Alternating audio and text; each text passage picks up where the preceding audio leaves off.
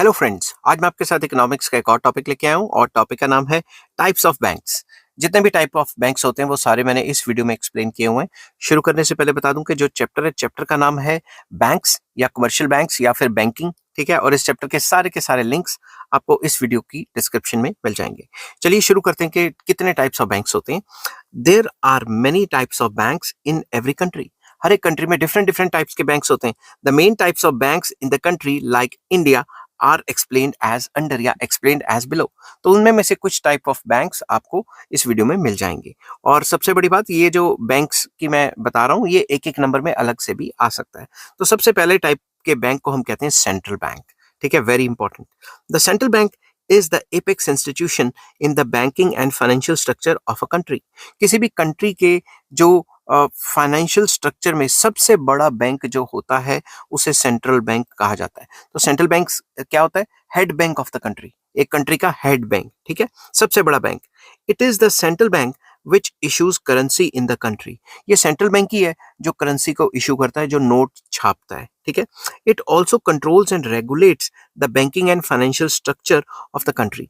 तो ये जो सेंट्रल बैंक है ये पूरे के पूरे कंट्री में बैंकिंग और फाइनेंशियल स्ट्रक्चर को कंट्रोल करता है मॉनेटरी पॉलिसी के थ्रू, समझ गई बात। और अदर रूल्स रेगुलेशंस बनाता है बैंकिंग के लिए।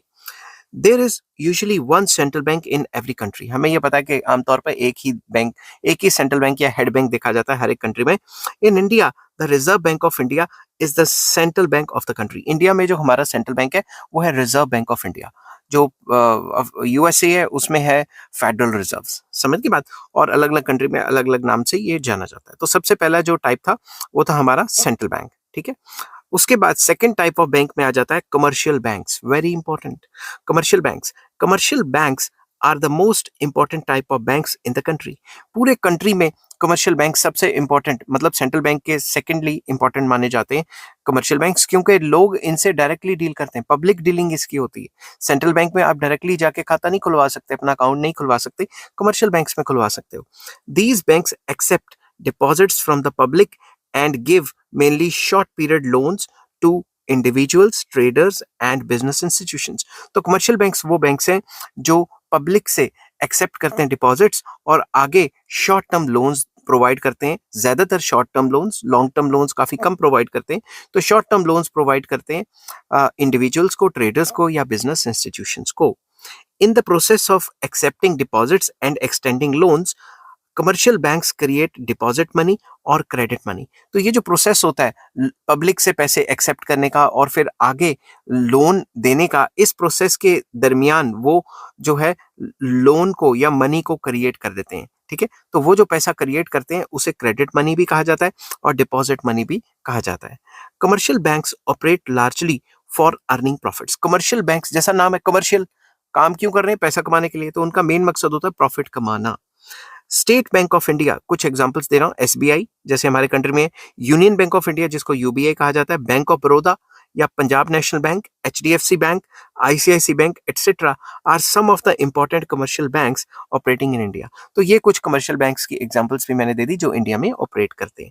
तो बेसिकली कमर्शियल बैंक्स वो बैंक्स हैं जो पब्लिक से एक्सेप्ट करते हैं पैसा और आगे लोन देते हैं, और लोन देने के बीच का जो प्रोसेस आ जाता है ये मनी क्रिएट करते हैं, क्रेडिट क्रिएशन करते हैं या मनी क्रिएशन करते हैं, ठीक है। मेन मकसद इनका होता है प्रॉफिट कमाना। नेक्स्ट आ जाता है cooperative banks. Very important. These banks are run on a cooperative basis. ये जो कोऑपरेटिव बैंक्स हैं ये किस बेसिस पे रन किए जाते हैं, किस बेसिस पे चलाए जाते हैं? कोऑपरेटिव बेसिस पे। मेन मकसद वेलफेयर होता है, मेन मकसद लोगों को सस्ते रेटों पे लोन्स प्रोवाइड करवाना होता है।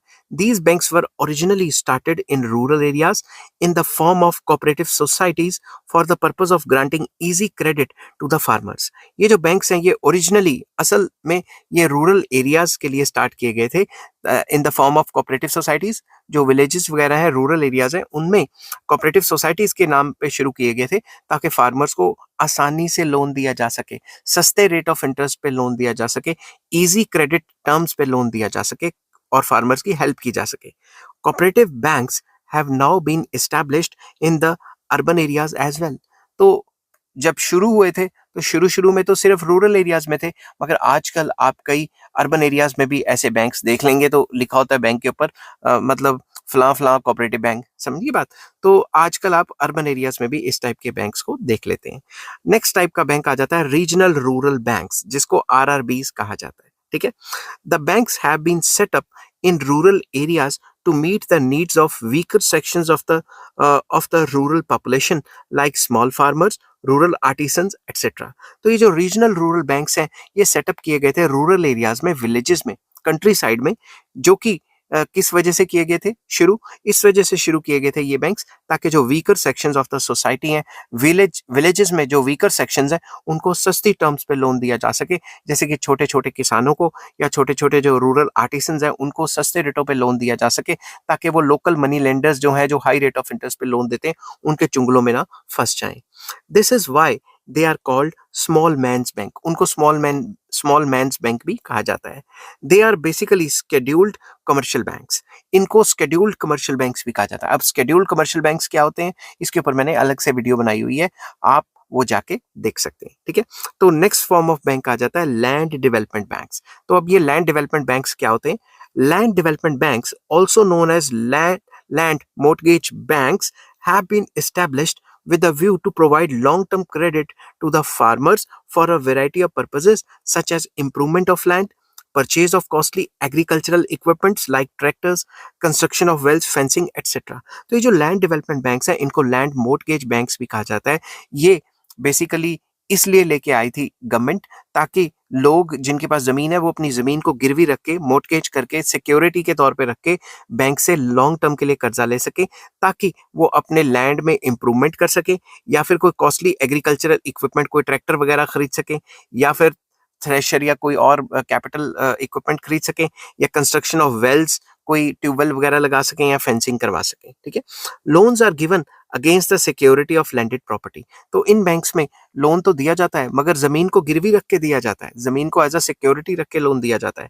These loans are given at concessional rates. जो लोन है वो लॉन्ग टर्म के लिए मिलते हैं और कंसेशनल रेट्स में मिलते हैं, कम रेट ऑफ इंटरेस्ट में मिलते हैं, ठीक है।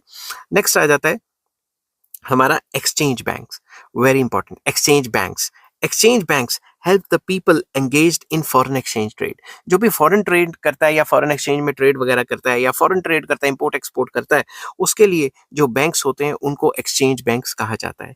They finance foreign trade and carry on foreign exchange businesses. ये जो बैंक्स हैं ये करते क्या है? फॉरेन ट्रेड की मदद करते हैं और फॉरेन एक्सचेंज बिजनेस को आगे बढ़ावा देते हैं। They do so bye purchasing, selling and discounting and accepting the bills of exchange arising out of foreign trade. तो जो भी इनका मेन काम क्या है? ये बैंकिंग एक्टिविटीज करते हैं बाय परचेजिंग, परचेज करते हैं या सेल करते हैं या डिस्काउंट करते हैं या एक्सेप्ट करते हैं बिल्स ऑफ एक्सचेंज को, जो कि फॉरेन ट्रेड में चलता है। तो आपको फॉरेन ट्रेड कैसे होता है, इंपोर्ट कैसे होता है, एक्सपोर्ट कैसे होता है, उसकी मैंने अलग से वीडियो बनाई हुई है, और अगर आपको वो चाहिए होगी तो मुझे आप कमेंट में कर देना कि ट्रेड इंपोर्ट प्रोसीजर या एक्सपोर्ट प्रोसीजर क्या होता है, उसके ऊपर मैंने अलग से पूरा चैप्टर बनाया हुआ है। तो ये पूरा का पूरा बैंक एक्सपोर्ट इंपोर्ट वालों के लिए होता है, ठीक है। They give loans also to the people engaged in the foreign trade. तो जो लोग फॉरेन ट्रेड में डील करते हैं, इंपोर्ट एक्सपोर्ट करते हैं, उनको ये बैंक लोन्स भी प्रोवाइड कराता है। नेक्स्ट आ जाता है एग्जिम बैंक्स। नाम से ही एग्जिम, एक्सपोर्ट इंपोर्ट, समझिए बात। Exim banks, popularly known as export import banks, have been set up to provide long-term finance to exporters and importers to meet their financial needs related to international trade. तो Exim banks जो exporter या importers हैं उनको long term के लिए finance provide करवाता है, ताकि वो अपने इंटरनेशनल ट्रेड या जो भी एक्टिविटीज हैं रिलेटेड टू फॉरेन ट्रेड वो कर सकें। तो जैसे कि इसका नाम है Exim बैंक्स, तो ये एक्सपोर्टर्स और इंपोर्टर्स के लिए ही स्पेशली बनाया जाता है। नेक्स्ट आ जाता है development banks, very important. Development banks have been set up in the country to promote development of industrial activities. तो डेवलपमेंट बैंक्स वो बैंक्स हैं जो हमारे कंट्री में डेवलपमेंट एक्टिविटीज को बढ़ावा देने के लिए बनाए गए। कौन कौन से? They grant long term loans to provide various types of development services such as underwriting the new issue, provision of technical advice, market information etcetera to the private industries. तो बेसिकली ये इसलिए बनाए गए ताकि लॉन्ग टर्म के लिए loans provide कराए जा सके और डेवलपमेंट सर्विसेज को बढ़ावा दिया जा सके, और इनके अंदर अंडरराइटिंग ऑफ न्यू इश्यूज आ जाते हैं, नए शेयर्स को इशू करने का जो प्रोसीजर है वो आ जाता है, और प्रोविजन ऑफ टेक्निकल एडवाइस के टेक्निकल एडवाइस देना किसी फर्म को, या फिर मार्केट इंफॉर्मेशन प्रोवाइड करना प्राइवेट सेक्टर को, ताकि वो डेवलपमेंट में मतलब अपना की रोल प्ले कर सकें। इनकी एग्जांपल्स क्या हैं? Industrial Finance Corporation of India, जिसको आईएफसीआई कहा जाता है, ये भी एक डेवलपमेंट बैंक है।